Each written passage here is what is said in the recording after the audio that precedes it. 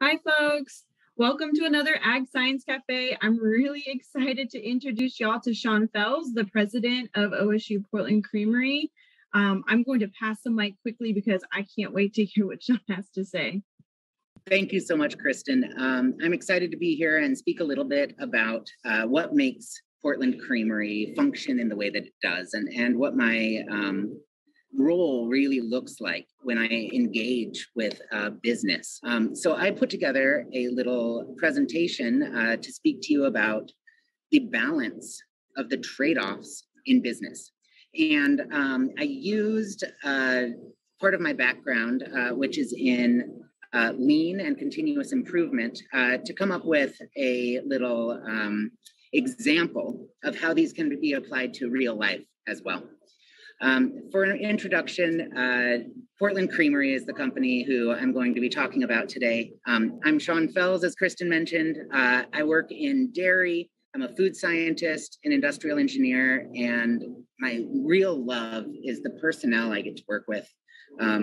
So while the balancing act is really important for me at Portland Creamery, also incredibly important to me is that we're having fun and that we love what we're doing. So when we talk about balance in business, there's always trade-offs that we're making. And those trade-offs change the perception of our product to customers. They change the safety in some cases. They change the deliciousness, the consistency and reproducibility, all of those. And you can always spend more money making something safer. But we have to make the decision to stop at some point, or else nobody would be in business and there would be no food, which is significantly less safe. So that's really what this comes down to, is how do we balance those types of questions that it doesn't seem like there's a logical, easy decision. I'll just say, for the quality and safety question, the way that I do it is I think about what else is available. Because if there was no food, everybody would die. So that's not an option. So what else is going to be consumed if this product isn't on the market? And is my product safer? And if I can answer yes to that final question, then it is my opinion that it's an ethical product to take to market. One of the hardest trade-offs, of course, is cost versus price. Cost is what I have to pay to get all the materials to make something. Price is the value a consumer pays for that same thing. And my question would be, does cost define price? And if you think about that, really think hard, if price and cost are related directly, I would say the answer is no. Price is defined by the customer and the perception of what they're getting. Cost is a real world thing that I have to send out the door to be able to make the product in the first place. Science versus art is one that you'll hear about a lot with artisan cheese, because science is thought as the antithesis of art in many cases. If it is structured, it can't be beauty, is the thought. However, when an artisan cheesemaker takes on cheesemaking, they do it by smelling it, by touching it, by really engaging with it. When a scientist takes on cheesemaking, they do it by measuring it. They measure it with gas chromatographs that can tell you about aroma. They measure it with pH that tells you about acidity. But the thing is, when you think about aroma, that's actually what the art is when they're smelling the cheese. We just do it with equipment instead of with our senses. And there's nothing less scientific about a sense than a piece of equipment. So my argument here is that these are one and the same. These topics are not truly distinct. It's just different styles of analysis. Labor versus automation is a big one for us. We have to pay for every product to be touched. Every single time it's moved, every single time it's packaged or anything happens to it, that represents cost. And automation would be able to do it without paying an employee. However, the shift is from paying an employee to make the product to paying an employee to fix the equipment that makes the product. And until your volumes are high enough to justify it, you have to look at this every single time you make a decision about whether to hire or to purchase equipment. One of the things that's really interesting here is artisan makers are very, very, very labor heavy and automation light because of that perception of art being so important.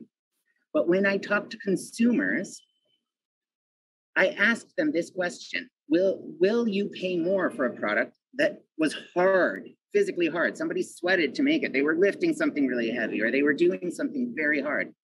And at least half, about half, but at least half of them said, yes, that is valuable to them. But when I asked them the same question about boring and menial tasks, like putting a sticker on or coloring in dots on a Scantron, the answer is absolutely no. They won't pay more for a product that somebody is doing that work for, which is really interesting to me. That the consumer is kind of asking for the opposite of good practice, because physical hard labor leads to injuries and automation does not. So when we think about automating, we really want to automate the things that these consumers tell us they're paying extra for.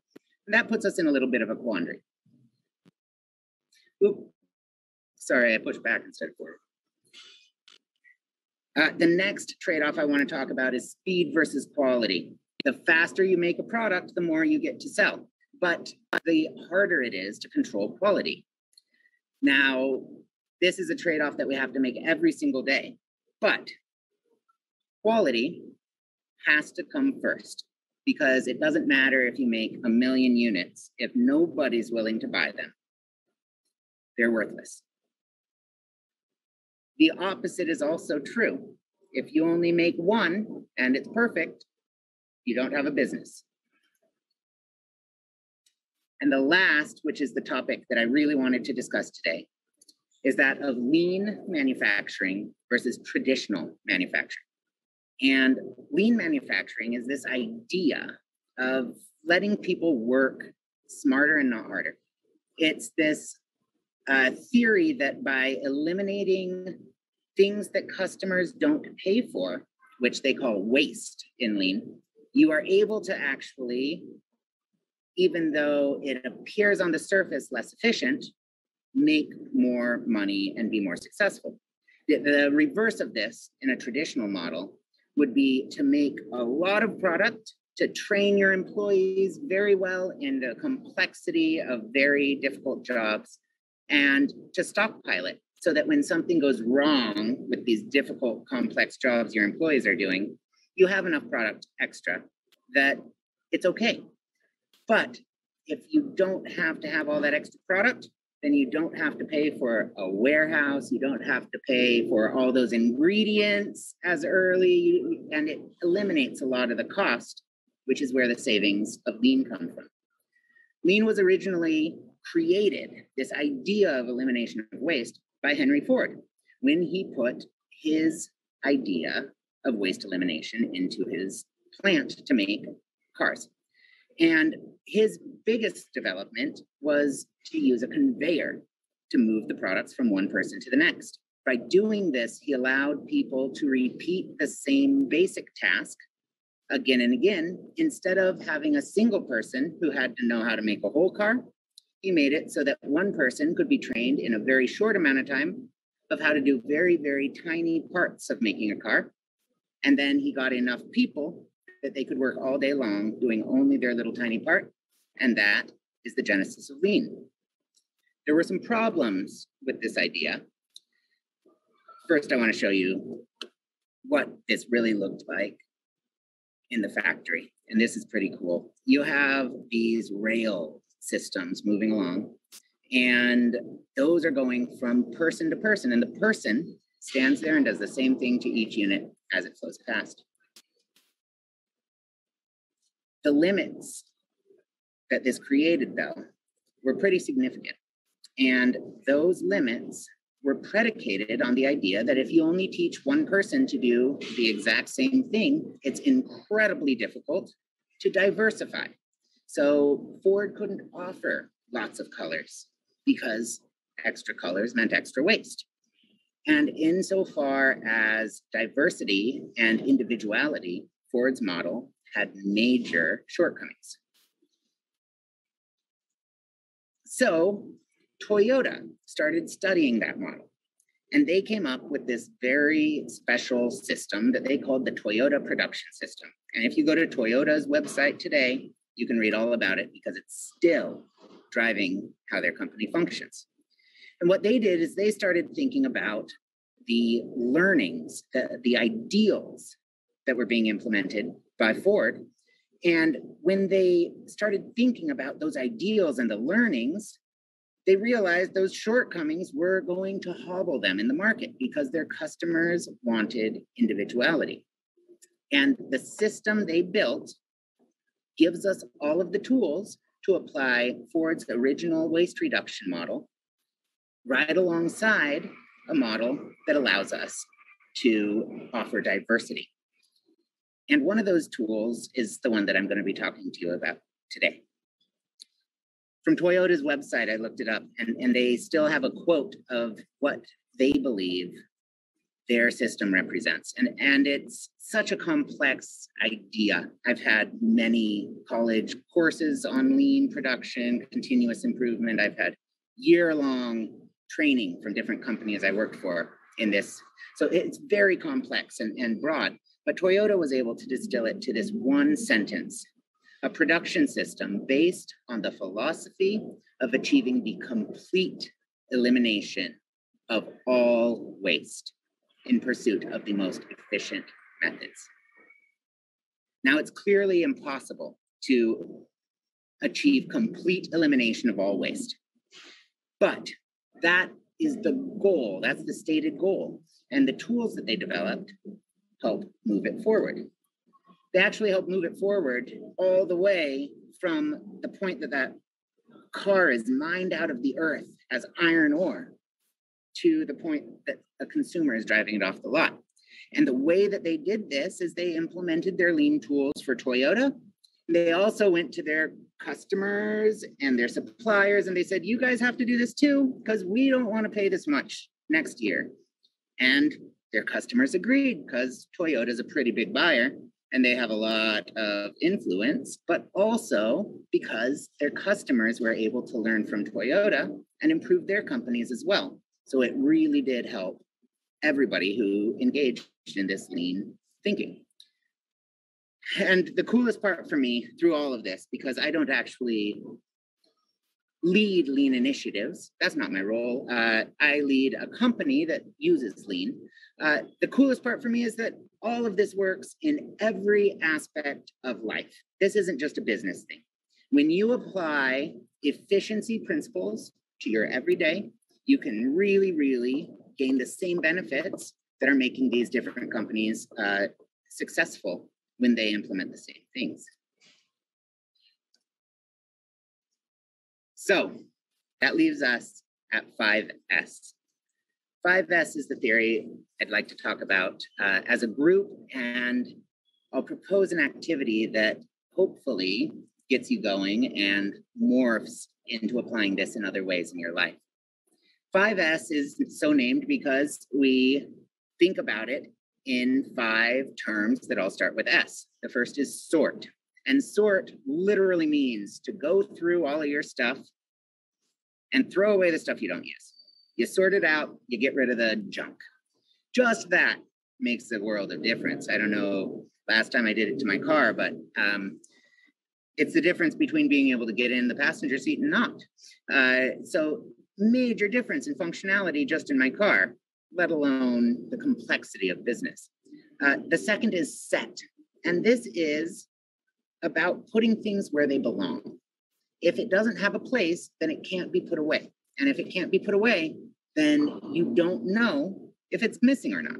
And that's kind of the root of this whole thing, is how do we really quickly make sure everything that we need is on hand, nothing that we don't need is in our way, and we're sure that it's always going to be there.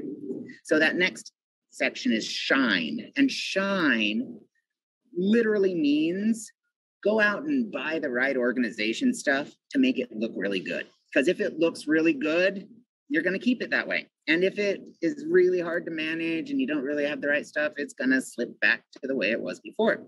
So invest in it, shine it, make it look really nice. Next is standardize. And what I would suggest for today's activity is taking a picture. It's that simple, because once you have a picture of something that's laid out perfectly, that's all you need to know exactly what to do, because you can see the whole thing. And the last part, and the hardest part for me, is sustain. And sustain means we need to put certain procedures in place to hold ourselves accountable, to make sure that we're checking, and when we didn't do it right, we're saying, oh no, this really is worth doing right, because it is. It saves us time and energy in every single aspect of the task that it touches. So for today, I'd like you to try this. I'm going to suggest a backpack, because we all have backpacks. I have about 18 of them. And the reason I thought a backpack was relevant is actually from part of what I do for fun, which is I am on a rescue team, a high altitude mountaineering rescue team. And what we do with every single bag, and these bags have very important gear in them. They have our ropes, they have descent control devices that we use to rappel down ice with injured individuals, that our lives depend on these packs. What we do is we take a picture and we make a list and we laminate it, and it goes in every pack. And we check it at the end of every mission to make sure it got repacked, because not being repacked is the difference between life and death. But it also means that I can grab that bag and go explore a totally sweet little cave that no one else has been in on St. Helens after the training, and know that I've got everything. So every time you make those improvements, it pays back. What I would ask you to do is pick something, backpack, desk drawer, whatever it is, and 5S it. Start by going through it, sort it out, throw away all the junk. Next, scoot it around. If you're doing your toolbox, you're going to put all your wrenches together. You're going to put all your drill bits together. That's the sort part. Set it in place. Go out and buy the right container to hold the bits. Go out and buy the right container, or make it. Find a box that fits. Draw the outline of the things that go in the drawer on the drawer, so you know when they're in there in the right place. Whatever it is, to make it look nice, to make it visual and organized, do that work. Take a picture of it, and then see how long you can keep it going. And while you're keeping it going, think about how much time it took you to do the 5S, and think about how much time you save every single day having it in that way that it is ready for you to perform the best, to have everything you need. And consider applying it to other parts of your life, because what I find when I do this is that it makes every part of my life more efficient and better. So when you start, I'd like you to look at the area and think through all 5 of these S's and give yourself a grade. If you have a lot of things that are trash or not really relevant for the area, give yourself a low grade, maybe a 2 out of 5, and sort. If you already have a picture of everything sorted out, but it's still messy in there, it doesn't match your picture, then you're going to get a 5 on standardize and a 2 on sort. Whatever it is, go through and rate yourself on all 5. And then after you do 5S, give it a week and go rate yourself again.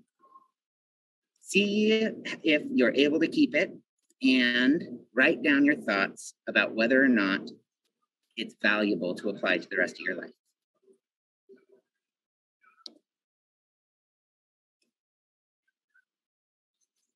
How long, in this example, would it take to find an iPhone cord? I'll give you a moment.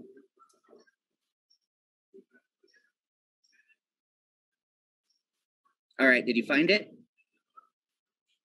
Okay, I don't care if you found it. I want to know how many there are. You can't tell me because it's impossible from this picture. However, If I asked you the same question here, it might take a little looking, but you can tell me there's 0. Even though there's an iPhone in there, it doesn't make any sense. I think they made this picture just for the internet. However, the point is, when it's laid out, it's easy to tell. Am I missing anything? Is everything here I need for my job? And when I can implement this in my life, in my business, all of that returns to me as lower costs, higher efficiency, better quality, better relationships, happier employees, happier life, all of it across the board, it benefits from organization.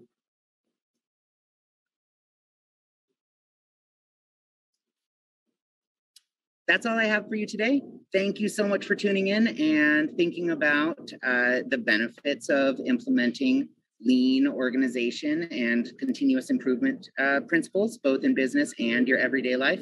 And if there's any questions, if you're curious, anytime, reach out to me. I'd love to chat and share any part of what I'm working on at Portland Creamery with you.